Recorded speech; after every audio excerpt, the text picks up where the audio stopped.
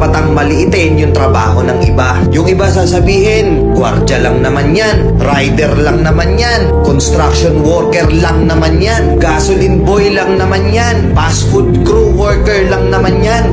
Pucha, nagkaroon lang tayo ng maganda-gandang klase ng trabaho. Akala na natin kung sino na tayong entitled sa mundong to. Minamaliit natin yung mga taong mas mabababa yung sahod sa atin. Pagkakaalam ko kasi, wala kang karapatang maliitin o matahin yung trabaho ng iba hanggat nagtatrabaho sila ng marangal. Walang trabahong madaling. Lahat nagdadaan sa hirap.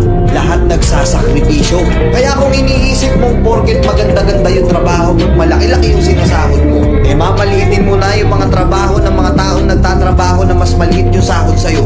Mag-isip-isip ka.